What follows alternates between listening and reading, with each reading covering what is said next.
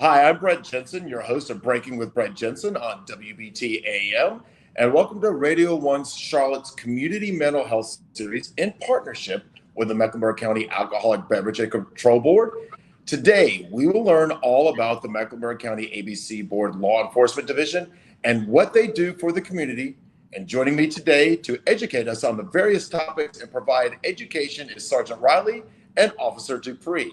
And again, welcome Sergeant Riley and Officer Dupree, and thank you for joining me for our Community Mental Health Series. Good morning. Morning, sir. Thank you. Okay, so for those of you who may not be familiar with any of this, can one of you please explain what the Mecklenburg County ABC Board Law Enforcement Division actually is and the primary role of the community? I mean, all I remember growing up here in Gaston County was all we ever heard was ALE. That's all we ever heard. Alcohol law enforcement. That's all we ever heard. So can you explain exactly what's going on and what you guys do? Okay, I'll be happy to. So basically, Mecklenburg County ABC Board is an extension of the North Carolina ABC Commission, which is a state entity out of Raleigh. So what they do, they delegate their authority to each county. Each county can create a board. Mecklenburg County has created a board, and they have law enforcement officers because of population size, revenue generated, so warrants in law enforcement division. So with that, our main focus is alcohol, drugs, gambling, and making sure people are serving, purchasing, and distributing that alcohol in a legal, responsible manner. So, Officer Dupree, can you tell us some of the biggest differences between, say, traditional like CMPD or the Mecklenburg County Sheriff's Office or something like that? And what's the biggest difference between you guys and the other guys? Yeah, absolutely. For the most part, those agencies respond to calls. We're not the traditional police agency where we take calls and we respond to service. We do get calls from our stores, and we respond accordingly. But we're not on call in the sense of, they got an issue here, there, where we're not big in number as CMPD. In other words, we're a smaller agency. We'll take those calls as we get them, but we're not a response agency where we're running from call to call to call, if you understand what I'm saying. We'll get reports in, we'll get information in, and we'll work those cases as needed. And we're a unique agency in which we can do a lot more things than CMPD or the sheriff office can. We're different in that instance, that we focus in on alcohol and drugs and the safety of our store employees. So, Sergeant Riley, can you tell me about the substance training and the awareness for youth, the state program? So what exactly is it, and what are some of the main goals of the state program? Okay, so the state program, Substance Training Awareness for Youth, basically it focuses on trying to educate young people and start the conversation of making sure they're trying to make the right decision-making process when it comes to being courageous and telling their friends, sometimes family members, no to drugs, alcohol, and things of that nature. So basically, initially we started this program in CMS in the high school, the ninth grade. It was part of their health program with driver's ed. Put the fatal vision goggles on. They rode carts. They had an obstacle course. And so we decided that we needed to go lower once we kind of did a self-assessment of the program. And so now our focus probably has been the past, since beginning of COVID, probably fifth to sixth grade the entire time. So again, us going lower, trying to get that message in. So hopefully you don't have to deal with those issues or problems later on when those young people get to high school. So yes. So is that the main reason why you guys wanted to go to the fifth through eighth grades, was to try and catch them earlier in the process? Yes, I think for the most part we want to be strategic. Sometimes, and again, when we initially started in high school, that was the beginning of it for us. So it was some years had passed before we decided to take a look at ourselves. How can we improve the program? How can we impact more young people? And so we figured that we could impact more young people if we go down in grade level. So Officer Dupree, when you're out there, what substances are you finding the most that these young people are actually using today or dealing with today? And how does this program specifically address them and that situation? Yeah, what I'm finding is a lot of kids are experimenting with marijuana and vaping. We're seeing this on the rise across the county, actually across the nation. They're trying these substances at a younger age. And what the program is allowing us to do is to bridge the gap and kind of have the conversation about the dangers of marijuana and vaping and substance abuse. So the program opens a door, opens a channel for both the students, educators, and law enforcement that communicate about these issues and why they're doing them. And again, they're at the age of where they're experimenting, so they got a lot of questions. There's peer pressure there as well. So what the program is allowing is the opportunity to have the conversation. So, on that note, Sergeant, in terms of, we all know if you leave something up to a 12-year-old kid, they may not always have the best judgment. So you have to get schools or parents and part of the community. So how does the state program interact with the schools or the parents or the community at large? well, basically being strategic and pushing that message out through our social media programs, as well as uh, myself and the community outreach team going out, making contacts with people in the community. So we actually have some community partners that are after school programs with the young people, and we put time and effort into those areas, those organizations, and it gives us a chance to present the state program to the young people, as well as just creating those bridges, as Officer Dupree stated earlier. Having that conversation, having that interaction, making sure young people feel safe when they're trying to be or expressing themselves, and so that way, that's how you make positive change. That's how you make impact in their lives. So yeah. Either one of you, this is for either one of you. Can you, either one of you, or maybe both of you, tell success stories that you've had individually or specifically with dealing with youth and helping them out or getting them on the right track or preventing a problem or stopping a problem? Can either one of you talk about success stories? Well, I'll go into one. I know exactly. It was a student at one of the schools that one of the previous officers in the program. He gave a class. Nonetheless, uh, her friend was having issues mentally and was seriously considering harming herself.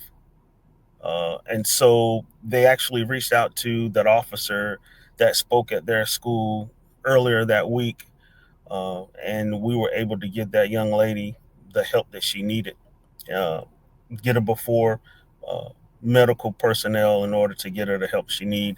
And we also was able to contact her parents and get her parents roped into the situation that was going on. So that's one immediate success story because again, it saved a life. So, Officer Dupree, if a parent thinks that their child may be experimenting with drugs or alcohol or suspects it, what advice would you give to the parents? One advice I would give is to stay calm. Stay calm. Don't overreact. This has been going on for a while. I mean, across households across the nation, everywhere. People are always steady dealing with finding new things out. I wouldn't overreact. I would actually continue to approach the kid, with an open conversation about what's been found. If they um, came across something, allow them to communicate at an atmosphere that's safe and workable for everybody. If it's too hostile, the kid's going to close up. And then that gets the conversation nowhere. But I think the main thing would be to remain calm and allow the conversation to happen. And then you talk about it. then what steps do you go from there? If the child is using alcohol or is using drugs, then what steps do the parents, what should they do? Then they should start seeking help. Um, Certainly reaching out to the guidance counselor, reaching out to perhaps a doctor, someone that can assess what's really going on with the child. It may be some mental issues going on. There may be, some other issues internally that's going on with the child that will probably need more professional help than just a conversation. The conversation is there just to open the door, but beyond the conversation is where the real help begins, where counseling and reaching out to schools, the guidance counselor, maybe even the SRO that's on staff that they're comfortable with, just to get the help, and then setting up a opportunity, a program for them to get better, to get off. If they're on substance abuse really heavy, just putting them in a program where they would actually win and get them off those issues. Sergeant, so there's another program called Hidden in Plain Sight. Can you describe what that is? Okay, so Hidden in Plain Sight, it is a national program. So we did not create it. Basically, it's a national program, and one of our coworkers, uh, Miss Kayla, she actually put us on this. Actually pointed us in the direction of this. We did some research on it, and basically, what the Hidden in Plain Sight is, it gives parents an opportunity and insight on how some of how young people are hiding their contraband, alcohol, drugs, vaping, tobacco products, everything. So it's the program is not geared towards young people. It's geared towards parents, school administrators, teachers, as well as guardians. So when you're looking in a room or you're looking in a bathroom, you might think it's just a bottle of soda there, but it could be a concealed compartment in there as well, or it's just regular stuff. That's a hairbrush, and inside that hairbrush, there's a secret compartment to hide contraband. So basically, we're just giving adults tools in order to monitor their kids and kind of be in the loop on what's really going on. So, Officer Dupree, in terms of that, if this program's geared more towards the parents and the guardians in the community and the schools and the counselors, specifically for the parents, what are some of the signs, or even to the educators, what are some of the signs that they should be able to look out for if there is like substance abuse or risky behavior or anything like that? Are there any telltale signs? Well, there possibly could be some telltale signs in the behavior of the child. If the person is isolating themselves, they're not in their normal routine, then those are the signs you want to start looking for. And then that would be the red flag to you. You might want to start looking at what's inside the child's room, what's going on inside the bathroom, where they can hide these substance inside those cans, the hairbrushes, markers. But again, you want to look for a change in behavior that's different from the norm. Isolation is a very good one because they will tend to get by themselves to do what they're doing. The attitude, all that plays a role. All that need to be considered and something to keep an eye on. Sergeant, language keeps constantly changing and slang keeps constantly changing. I mean, I remember when I was in middle school when the term bad meant good all of a sudden with the Michael Jackson album and all that stuff came out. So everything started changing. So things are constantly changing and evolving. So how do you guys make sure that you're up to date on all the latest trends and slang and everything else that's going on with today's youth? Just staying connected. Each time we speak to young people in these after school programs or at outreach events that we, actually go to and attend, staying connected, staying involved, creating a safe space for them to interact with us. Like I was saying earlier, I get a lot of information from my young people that are that are in my unit, but here and from the police side, we still have to stay connected. If we don't stay connected and have these conversations, we're always going to be in the dark. So also, can you also talk about another program? It's the alcohol seller server excellence training. It's the asset. So why is that critical for alcohol sellers and the servers in Mecklenburg County to know? Well, the North Carolina has specific legal requirements for responsible serving alcohol, preventing the sales to underage intoxicated persons, and adhering to dram shop laws, etc. So it's important for the Mecklenburg County ABC Board to utilize programs such as the assets to ensure the sellers and servers know and follow these laws. It's not to jam them up. It's not for, to feel that they're being picked on, but we want to make sure they're selling safely, they're engaging safely, and they can, you know, do the necessary things to make sure everybody can go home safe after leaving their establishment. So, Sergeant, then what are some of the biggest misconceptions or mistakes that businesses or staff have while maybe going through the training or dealing with the serving of alcohol? I'd probably say the biggest misconception is they believe that we want to shut them down. We don't want to shut you down. We just want you to get in compliance.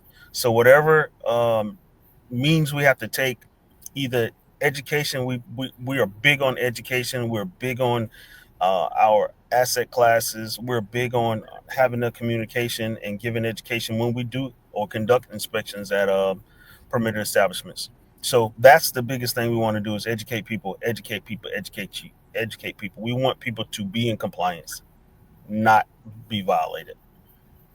Officer Dupree, how do you determine whether or not the asset program has been successful in terms of, reducing alcohol-related incidents, accidents, fights, whatever the situation may be? How do you know if it's working?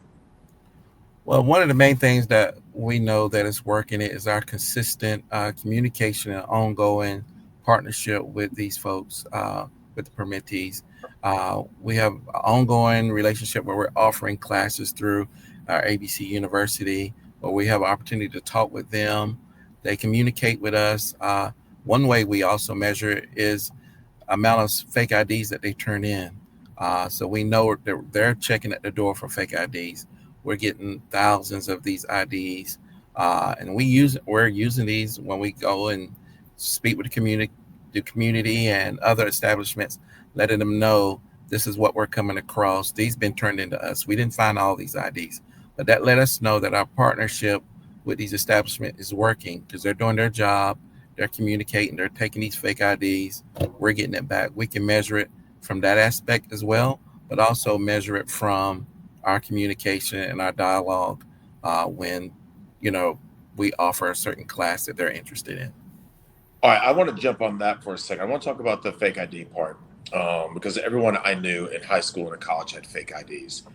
But back then, the license were very simple because I'm 1,000 years old. So, but today, with all the holograms and all the changes, how can someone discover a fake ID?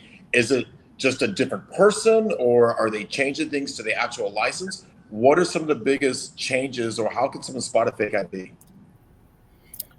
Well, you're right. They have upped up the technology on those IDs.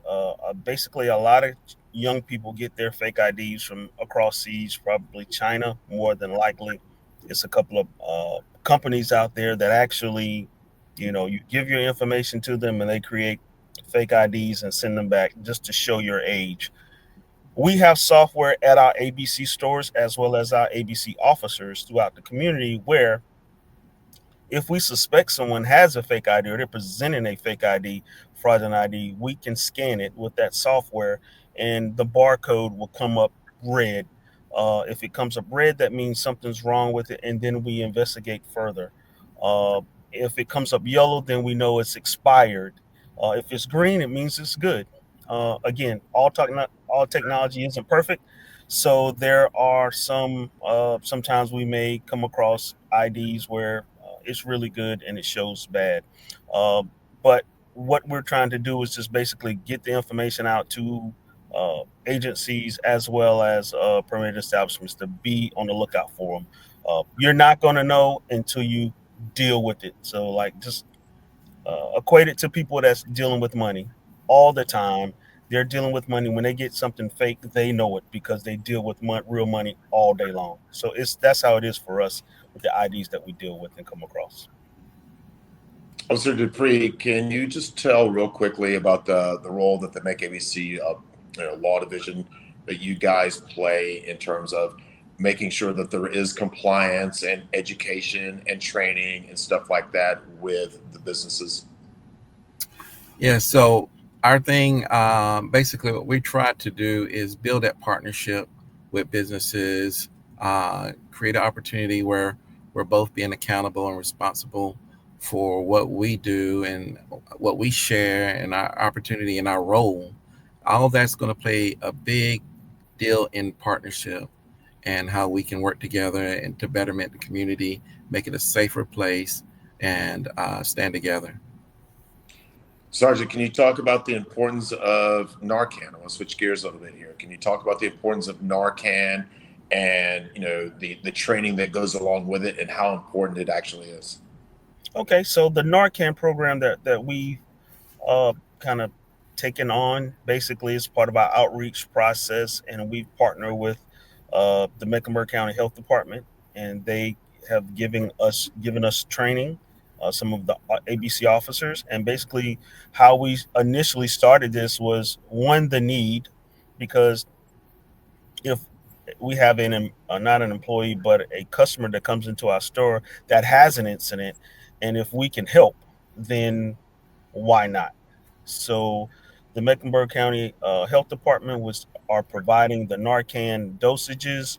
Uh, we have trained all of our ABC employees at all 31 locations throughout the county to administer, if needed, to either themselves, which is a secondary dosage, secondary contact exposure, or someone that's a patron that comes into our stores. So we actually had an incident where one of our employees actually saved someone's life because guess what? They had an issue with they had an issue with a patron actually coming into one of our stores and had an incident. So yes. So, Officer Dupree, then how can people in the community learn more about or access the Narcan classes? Yeah, so they can access through the classes. We offer the classes at our ABC University. They can definitely call in, go to the website, and request a class. We would certainly come out and teach a class. They're invited to come when we host it at our headquarters, or if they're in an establishment, we're always engaging those establishments to host these classes. We'll come in and we'll do the training right there on the spot. So, Sergeant, how does the MEC ABC Law Enforcement Division make sure that some of these training classes can get to the high risk communities or the underserved? Be strategic, be engaging, and to be honest with you, just get out there. So I know myself and Officer Dupree, we was talking yesterday about is a couple of places that we wanted to go, and a lot of times if you don't tell people, they don't know. So either by social media, which we have a pretty good social media push for a lot of information that we get out to the public, as well as boots on the ground, actually walking and knocking on doors and talking to people about what we offer, what we can do, and how we would like to partner with them to address some of the issues they're faced with, as such as alcohol, uh, drugs, vaping with young people, as well as the Narcan training that we give to permitted establishments as well as to our employees at our stores. So it's just being kind of tooting your own horn, so to speak, let people know what we're doing and how we're here to help. So this is for both of you, and we'll start with Officer Dupree. So, is there anything or is there one message that you'd like to give out to the community to walk away with after today's podcast and people see it, people hear it? Is there one message that you would like to get out there from the MEC ABC Law Enforcement Division? Yes. One thing I would like to mention is for the community to understand that we're in partnership. We're all about building the bridges. We're about compliance. We're here to build a bridge between law enforcement and the community, that we can all sit down together and have the conversation about important matters that matters to them and what matters to us. And Sergeant? Okay. Basically, I'll echo what Officer Dupree stated. We're always here to help, and we're always willing to help. Always here to help and always willing to help. So, whatever you may need, whatever issues that, as long as it falls upon our purview of alcohol, drugs, gambling, then we're willing to help, and we're always trying to make this. We're trying to be a responsible partner in this community, and through these efforts, that's what we try to do. And Sergeant, real quickly, is there what are your goals, I guess, for the division and with the law enforcement division there with the MEC ABC board in serving the community specifically here in Mecklenburg County? What are your goals going forward? Well, we're always looking to impact as many people as possible in a positive way, young people as well as older people. We have increased our footprint on college campuses with relationships we have at UNC Charlotte, Davidson, Queens, as well as Johnson C. Smith and Johnson and Wales University. So we've increased that footprint because guess what? Young people are young people. So we work with them as well as we continue to focus with the young people in middle school. We have created a program called Stay Online. And with that, we're going to try to reach out to even more younger people from a digital platform, so to speak, an internet platform. And basically, with that, it's similar to the state program that we teach. The only difference is, of course, it's all digital. And young people, okay, they're going to kind of flock to that. We're hoping that. And then with that message, we're probably going to try to also reach out to using the Stay Online program to homeschool uh, audience that we're missing out on. So it's a couple of things we're reaching out to, and hopefully we can be successful and continue to impact people in a positive way in Mecklenburg County. Well, I will tell you, I'm still extremely fascinated about these fake IDs coming in from China, and there's been a lot of great information about the state program and all the other programs that you guys are invested in and dealing with every day. So Sergeant Raleigh and Officer Dupree, I really do appreciate you joining me today because I could actually talk. I've got so many questions, and I know you're actually both on duty right now, but like I've got so many other questions, like some of your biggest arrests and like some of the biggest problems like that I want to ask, but I know you guys are both tied for time. So I really do appreciate this. Real quick, Sergeant Raleigh, can you please tell our audience how to get in touch with you or your division if they have any questions and they need some of your resources?